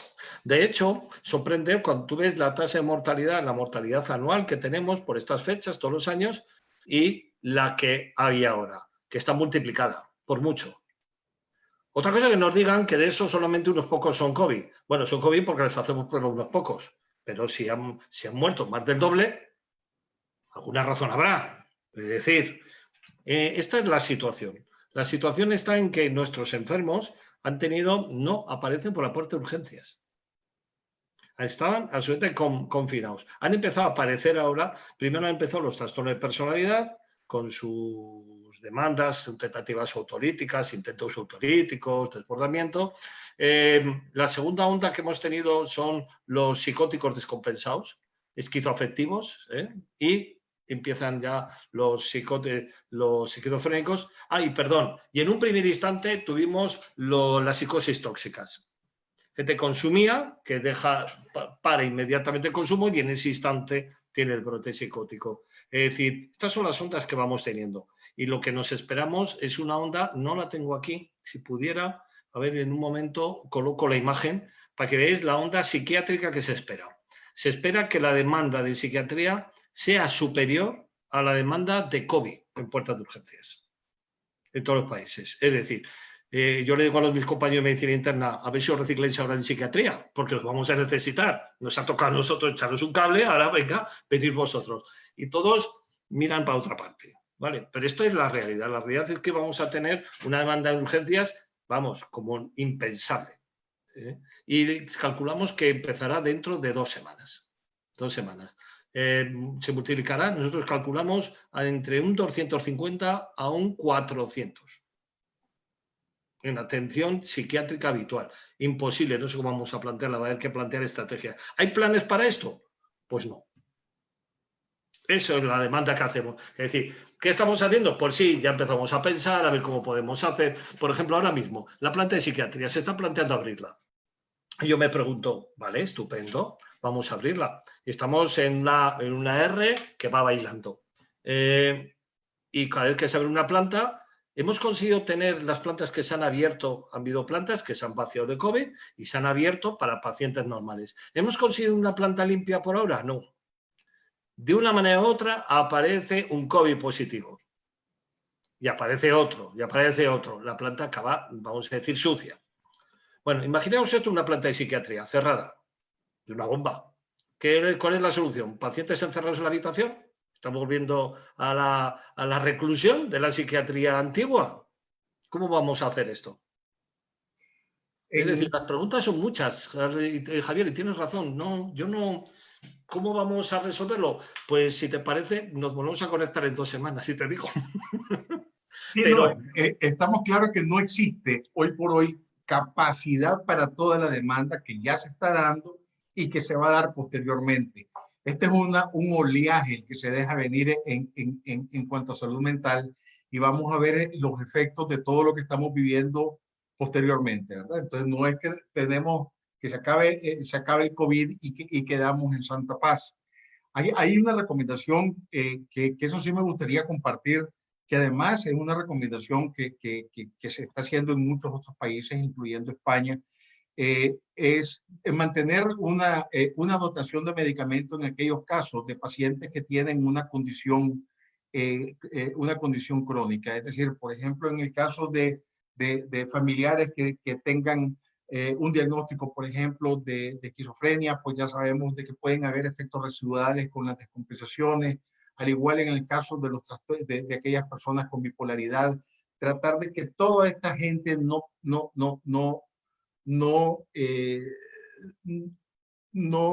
deje de tratarse. Otra recomendación que a lo mejor nos gustaría muchísimo hacer a la familia con personas que están bajo un tratamiento psicofarmacológico es que no abandonen su tratamiento. Aquellas personas que ya están en algún proceso terapéutico con un psiquiatra, con un psicólogo, que mantengan esa relación permanente con su especialista. Estas son algunas de las recomendaciones adicionales que hemos estado dando aquí. Nosotros lo hemos resuelto eso a base de mucho teléfono.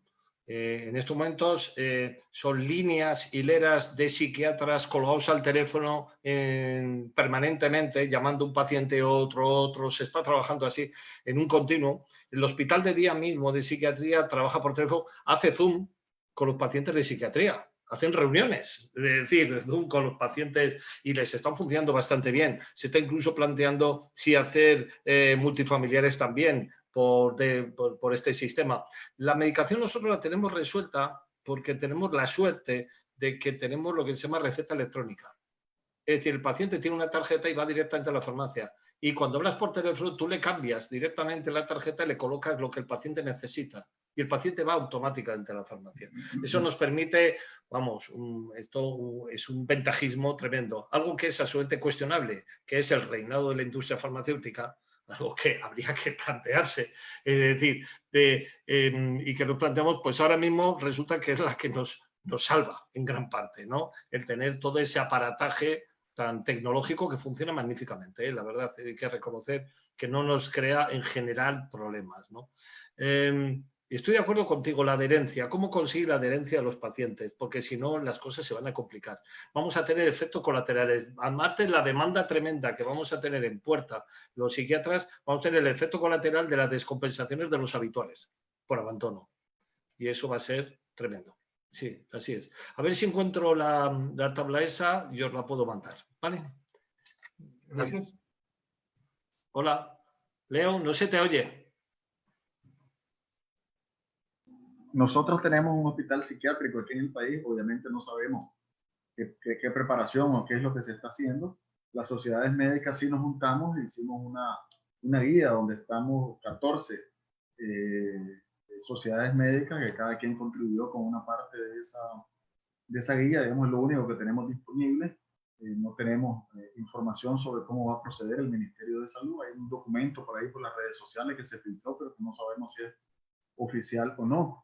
Hay mucha incertidumbre en la población y obviamente hay incertidumbre en el trabajador de salud. Ahorita nosotros estamos en el país, pues hay una campaña de vacunación en la cual vos ves que los trabajadores de salud, si recibieron alguna capacitación, pues o no fue muy buena la capacitación, o no se enseñó las medidas suficientes, porque ves a todos los trabajadores aglutinados y agrupados unos a otros sin guardar la distancia requerida. Tampoco están utilizando una barrera facial como una careta como esta para poder utilizarla y entonces evitar que el virus entre por aquí al trabajador de salud o que el trabajador esté transmitiendo el virus. Por otro lado, hay muchos rumores en los hospitales que cada vez se oyen que hay más casos, hay sobre todo evidencia anecdótica, pues no tenemos nosotros más información porque el Ministerio de Salud es el único que puede hacer las pruebas y no sabemos tampoco cuántas pruebas se han realizado. Entonces yo quería preguntarte que cuáles serían tus consejos para los trabajadores de salud, entendiendo primero que algunos no están claros de que esto es una realidad, ¿verdad? De que el COVID no es que alguien lo esté inventando, sino que es una realidad. Entonces tenemos una parte de los trabajadores de salud que están totalmente fuera de la realidad, digamos, por decir así, no creen que esto va a ocurrir. Otra parte que, bueno, tienen que seguir las orientaciones de arriba hacia abajo, pues si les orientan no usar guantes o no usar mascarilla, ¿verdad? En tercer lugar, tenés otros trabajadores que están inquietos, que están con temor. ¿Qué recomendarías vos frente a esta situación aquí en el país? Específicamente para los trabajadores de salud, porque es el que nos interesa en este momento, en este webinar. Yo, en primer lugar, yo creo, primero, a nivel abstracto, yo diría que se necesita liderazgo. Eso es lo primero, necesitamos liderazgo, es lo que más echamos en falta muchas veces nosotros. Necesitamos que alguien se ponga al frente de esto y que vaya marcando, que prevea y demás. Segundo, lo que vaya a venir hay que aprender. Yo estoy aprendiendo, estoy sorprendido de lo que estoy aprendiendo. No tenemos ni idea de lo que viene y cómo viene. Y tenemos que aprender. Es una actitud de reunión, de vernos, de estar, de consensuar, de negociar, de escuchar todo, porque lo que viene, yo os puedo asegurar, es muy gordo lo que nos hemos encontrado. No sé lo que va a pasar en Nicaragua. Tercero, no somos una isla en un océano, porque te lo come el océano. Es decir, si está pasando esto en el mundo, esta presentación o los datos, si no podéis entrar en el centro de alerta de la Johns Hopkins, que vale la pena verlo. Es decir, ¿qué es lo que está pasando? Es decir, ¿eso nos va a pasar o nos está pasando? Cuarto, los sanitarios somos espacio vulnerable y nos tenemos que cuidar. Y hay que cuidarse desde el principio. Pieza clave, hay que lavarse las manos. Y hay que lavarse las manos bien, con agua y jabón. Y hay que lavársela 8 veces al día, 10 veces al día.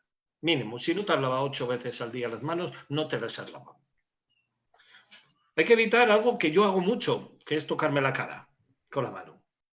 Y eso es fundamental, evitar tocarse la cara, los orificios, tocarse la cara. Es un aprendizaje.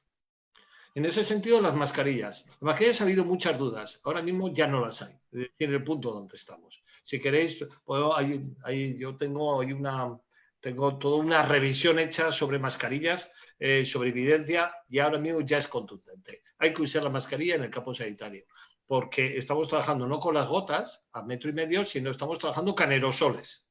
Es decir, los aerosoles. Que van incluso con hablar, con cantar, etcétera, se distribuyen. Necesitamos mascarillas. Las mascarillas va a haber problemas de suministro. Pues uno se las hace, pero se las hace tal y como se han recomendado. Quiero recordar que me parece que en Science parece que hay un artículo donde explica cómo hacerse mascarillas en casa, los filtros, las capas y demás. En el CDC de acá, en el CDC, en el Centro de Control de Enfermedades de los Estados Unidos, también sale esa indicación. Sí, ¿no? Sí, es decir, cómo hacer, pero hacerlas. Es preferible tener eso a no tener nada, la mascarilla. Luego, el tema del control de temperatura no vale la pena. No vale la pena porque exige mucho personal, mucho esfuerzo, tiene muchos problemas. Lo que te acabas de poner ahora mismo, Leonel, eso es fácil de construir y fácil de hacer. Muchas veces, por cierto, cuando uno se lo pone eso, las gafas, dicen, es que aparecen llenas de vaho. Os cuento, si se pone un poco de jabón, de lavar platos por dentro, se va el vaho. O sea, las cosas que vamos aprendiendo, ¿no? Hay que aprender a... si no vais a tener, y deberíais tener, ¿no? Yo me he estado cubriendo en España, en mi hospital, yo he estado, os puedo enseñar fotos, cubriéndome de bolsas de basura. Me he estado vistiendo con bolsa de basura. No tengo inconveniente en mandaros el diseño de la bolsa de basura para hecho vestido, porque las autoridades no nos proporcionaron los medios adecuados. Entonces, los medios no eran suficientes. Nos poníamos lo que había y nos poníamos encima bolsa de basura. Guantes. Hay que aprender a quitarse y ponerse las cosas. Hay por ahí diferentes en YouTube y en otros sitios, si no os paso enlaces, donde enseña cómo ponerse y quitarse las cosas, cómo ponerse y quitarse las cosas para no contaminarse de lo que te has cubierto, ¿no? La parte a la hora de desplazarse, entrar y salir de zonas, el darse los sprays desinfectantes en la suela de los zapatos, ¿no? Cuando llegas a casa, la ropa a lavar. Eso está claro. Es decir, ya sé que esto es una medida que dicen cuestionable o no. Bueno, ¿por qué no? Es decir, la echas a lavar y sigues adelante. Lo digo porque te crea una sensación un poco de incomodidad. Nosotros lo resolvemos muchas veces porque nos cambiamos todos los días de todo. Al margen del pijama que tenemos, nos ponemos los COVID, nos ponemos las cosas, tenemos todo una serie de material. Y lo de las mascarillas y los guantes, importante. ¿Qué ventaja tienen además? Que no te tocas la cara con la mascarilla y con los guantes tampoco, lo cual te permite moverte de otra manera. Hay que cuidarse y eso es. La mascarilla es fundamental. De hecho, en los sitios en Taiwán, donde implantaron al principio de poner todas las medidas de control, por ejemplo, Japón, por ejemplo, ha centrado todo su esfuerzo central en la mascarilla y ha conseguido una reducción bastante notable de la curva. Mascarilla amplia. Estamos. Bueno, es otra cultura, es otra forma de hacer, ¿no?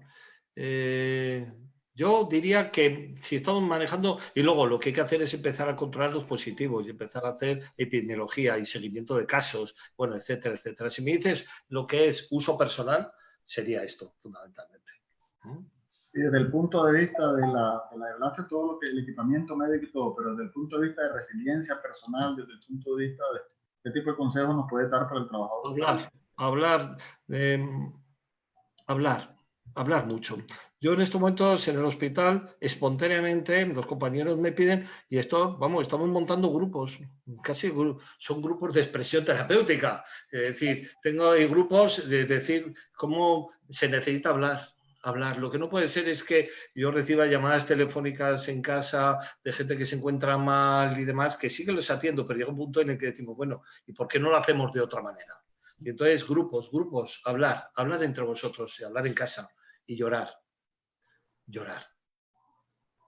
Por cierto, en mi hospital se llora en las UCIs, se llora en las UCIs.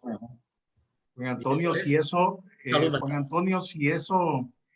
lo entendemos todos, que expresar nuestras emociones con dignidad, entender de que son nuestras y que no tienen que ser juzgadas, y además hacer ver de que no tienen que ser juzgadas, ni autoculpabilizarnos, ni autojuzgarnos por lo que sentimos, ese va a ser probablemente una de los aprendizajes más importantes de todo esto tan negativo que se puede ver a nivel humano. Yo creo que eso sería fantástico. Y es hablar. Mucha gente no habla. Aquí se trata de hablar, de expresarse con libertad. Yo creo que eso sería, casualmente, a nivel de salud mental, y de las emociones, del manejo de nuestras emociones, del reconocimiento de las mismas, una de las lecciones aprendidas más importantes de todo esto. Y ojalá se pueda lograr. Sí, totalmente. De todos modos, fíjate, es que claro, hablas y me sugieres muchas cosas.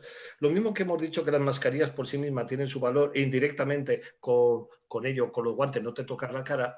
Fíjate, con las reuniones y con el hablar se produce un efecto, yo me he dado cuenta que valdría la pena estudiarlo, porque hay estudios que muestran que uno de los problemas que tienen los sanitarios cuando, por ejemplo, tienen cuarentena o tienen que coger una baja, porque hay que coger la baja, es Primero que dejo al servicio sin personal, los demás se cargan de trabajo, y luego también es un poco el efecto de los demás que me van a poner a bajar de un burro, etcétera, ¿no? Todos los efectos que tiene el factor humano.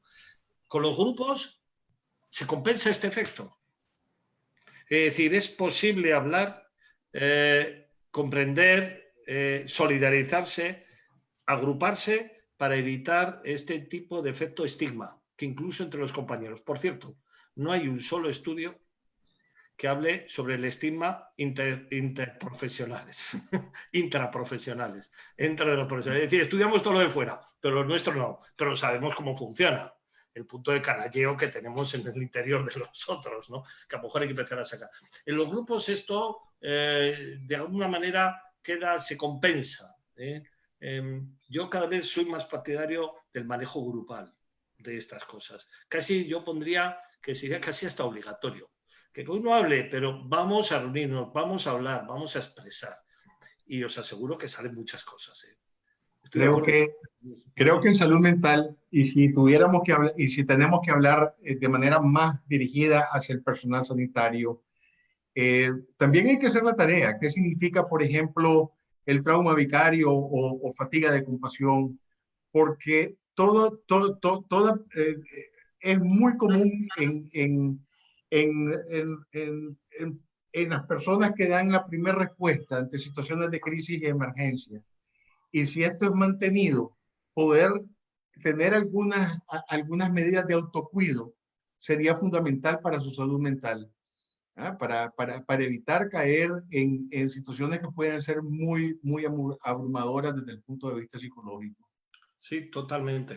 De todos modos, los sanitarios somos de la misma pasta que todos, ¿eh? Y tenemos al final las mismas cuestiones. Bueno, con un añadido, que tenemos el 30% de peor pronóstico en cualquier cosa. Es decir, porque nos saltamos las normas, no tenemos adherencia, cogemos a compañero pasillo para resolver nuestros problemas. Bueno, al margen de esto, formamos de la misma pasta que todos. Y en ese juego de esta misma pasta pasamos también, en este efecto colectivo, por las clásicas fases después de una catástrofe, de un desastre. Uno, la fase heroica, todo el mundo un paso adelante. Ahora estamos ya en la fase de indiferencia, apatía y la del cabreo, la del enfado. Y empieza el mal rollo entre nosotros, ¿no? Y ahí empieza el mal rollo, las cuestiones y más. Y aquí es donde se veía ver el liderazgo. Por eso insisto, liderazgos.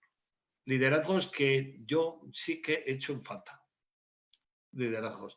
Y voy a hacer una afirmación muy seria y muy provocadora, porque además el problema es que luego esto queda grabado, pero muchas veces el problema es la línea intermedia. Esas jefaturas. Me da lo mismo, que sean de enfermería, de médicos o de cualquier cosa. Es decir, esa jefatura que no nos protegen, no nos cuidan y son transparentes a lo que viene mandado de arriba. Es lo que Hannah Arendt hablaba de la obediencia de vida. Ese es el problema. Ese es el problema que yo he visto cuando he trabajado ahí fuera en diferentes situaciones de desastre y catástrofe. Y, por cierto, lo estoy viendo en mi casa, en mi medio. Bueno, Antonio, una pregunta que quisiera hacer para ir cerrando el webinar. Nosotros somos un país de gente joven. Cuando uno está joven, el riesgo es la vida, ¿verdad? Estás corriendo continuamente riesgo. Pues nosotros hemos visto aquí mucha juventud, sobre todo en este momento, están como más relajados porque no han visto una explosión de un montón de casos. ¿Cómo se puede, o qué recomendación nos darías vos sobre qué hacer con la juventud? Pues cómo trabajar con ellos para que ellos se vuelvan unos líderes en la prevención, pues no lo contrario. Yo voy a hablar como un viejo. Creo que voy a hablar como un viejo. La verdad que me da, porque estoy bastante decepcionado. Hay de todo, hay grupos. He visto alumnos de medicina que tiran para adelante, he visto gente que está preparando el MIR, he visto residentes empujando, he visto gente que no es de medicina, de otras carreras haciendo, pero un gran grupo.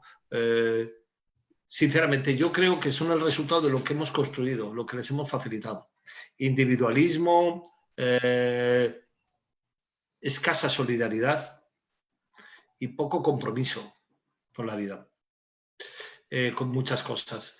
Está claro que podemos salir a decir algo, como decías, contra el clima. Está bien, yo el primero, pero ¿estoy dispuesto a pagar un precio para que se recupere el planeta? ¿O no estoy dispuesto a que se pague ningún precio? Y eso se nota también en esto. Cuando hay que restar, veo que a lo mejor el problema no lo tiene la juventud, lo tenemos nosotros, que no somos capaces de transmitir un legado, un estilo, una forma, un sentido, un abordaje de existencia diferente, ¿no? Supongo que estoy hablando como viejo, pero veo dificultades en un gran parte del colectivo joven. Siempre luego tenemos el grupo, yo diría, más limitado, minoritario, que da un paso adelante y son verdaderamente magistrales, ¿no? Pero es que aquí o vamos todos en uno o no vamos en ninguno, ¿eh? O cabemos todos o no cabe nadie. Y yo veo problemas. Y eso hubo problemas, pero el problema también hemos sido nosotros, que no hemos sido capaces de transmitir incluso en esta epidemia cómo son las cosas. Se crea el día anterior a crear el confinamiento, la cuarentena, el día anterior tocó un fin de semana, cerraron las universidades. Cerraron por la situación de emergencia que había en el país. ¿Sabes lo que ocurrió? Que estuvieron de juerga todos los estudiantes de todas las universidades en la calle, hacinados toda la noche. Resultado, tuvimos problemas luego en Puerta de Urgencias. Los picos que vemos en Puerta de Urgencias tienen que ver con eso. Es decir, la gran contaminación se produce también ahí. Es decir, a lo mejor es lo que tenían que hacer, porque fuimos incapaces de transmitirle la seriedad y el peso de lo que está pasando. Yo ahí, más que colocar el punto de disparo, digamos, hacia ellos, yo creo que me lo colocaría hacia mí, ¿no? Hacia nosotros. Yo tengo la impresión que tenemos nosotros problemas a la hora de qué lugar hay ahí, qué lugar tenemos. Y eso incluso hay un compañero que está trabajando en tema de redes y está estudiando precisamente el tema de cómo están funcionando ahora en la cuarentena. Cuando tengan los resultados, si tenemos oportunidad, lo hablamos, ¿no? Porque hay que... sí, se aplaude aquí todos los días a las 8 a los sanitarios, pero eso es todo. Eso es todo. Yo estoy de acuerdo con lo que vos estás planteando, pero mi pregunta más va dirigida a qué tenemos que hacer para motivar a estos jóvenes que se pongan al frente de la lucha. Pues a lo mejor cambiar nosotros. Creo que el problema lo tenemos nosotros. Creo que tenemos nosotros que todo esto va a ser diferente a partir de ahora. Sí. Todo va a ser muy diferente. Efectivamente. Bueno, Antonio, y la visión de conjunto nos falla. Nos falla. Y mientras no tengamos esa visión de conjunto, mientras no cojamos todo a la vez, no hacemos nada. Es decir, mientras nos preocupemos, es decir, de cosas como, por ejemplo, hace poco yo leía, es decir, por sacarlo aquí, el Delta del Mekong viven 100.000 familias, casi 200.000. Yo he estado hoy trabajando en cosas y ¿qué problema tiene el Delta del Mekong? De hace un año está salinizada el agua y tienen un problema. Ahora están dando coronavirus, el COVID, a saco. ¿Esta gente va a poder lavarse? ¿Va a poder mantener las medidas de higiene? Es decir, ya no es atender el problema de lo que es el problema humanitario o el problema de ayuda, de cooperación que haya que hacer internacional. El problema es que tenemos un daño de otro tipo, un daño climático. Hay que empezar a abordar las cosas en conjunto. Esto mismo yo lo haría cuando abordamos el tema tanto de jóvenes mayores y de género. Esto ha cambiado. O nos planteamos las cosas de otra manera o esto no funciona. Y una última reflexión. A mi modo de entender, lo que está dejando al descubierto esta crisis es cómo somos incapaces de encontrarnos unos a otros. Cómo China cierra puertas y no comunica. Cuando explota, los países pequeños que tenían que cerrar puertas, los grandes le dicen, yo no te voy a salvar si cierras. Si empieza a hacer cuarentena, con lo cual duda. Al final se desplaza el problema y Y aquí ahora mismo, que un país haga una cosa nos influye a todos. O vamos todos a la vez, o esto no va a funcionar. Y yo sé que esto es un discurso utópico. Y no creo que tampoco esto vaya a funcionar especialmente mejor después, pero que las cosas van a cambiar, eso estoy seguro. Porque no nos vamos a creer tanto lo que hemos hecho hasta ahora. Esa es mi opinión. No sé cómo lo ves tú, Javier. No, me parece muy bien. Juan Antonio, ya vamos a cerrar y nos gustaría tus últimas recomendaciones para los colegas y el personal de salud aquí en Nicaragua. Pues que hay que vivir, sentir y pensar. Que hay que vivir, sentir y pensar. Que hay que leer, escuchar, pensar lo que viene. Hay que sentir las cosas y sentir al otro, que ningún dolor te sea ajeno. Y sobre todo, hay que vivir. Y hay que vivir. Y tenemos que vivir todos juntos. Que si no cabemos todos, no cabe nadie. Y aquí me parece que en Nicaragua, sinceramente, yo creo que hay un problema. Yo cuando he buscado información no la he encontrado. Cuando yo quería hacer una presentación aplicando datos y no he encontrado. Cuando he querido ver planes, programas, tampoco. Cuando he buscado declaraciones y he hecho revisiones en prensa, incluso de tirada nacional, local, he encontrado muy poco. Es decir, realmente a lo mejor hay que pararse, ¿no? Porque el problema está ahí. Y nada más. Lo que necesitéis, aquí estoy. Estuve muchos años en Nicaragua y espero volver. Aquí te esperamos. Muchísimas gracias, Juan Antonio Palacio. Muchas gracias, Javier, por esta casi 2 horas de reunión muy, muy sabrosa, muy relajado a pesar de lo durísimo de la realidad. Esperamos que todo el mundo lo haya aprovechado y los esperamos en la próxima semana con otro webinar médico. Buenas tardes y buenas noches, Juan Antonio. Vale. Buenas tardes, muchas gracias. A ti.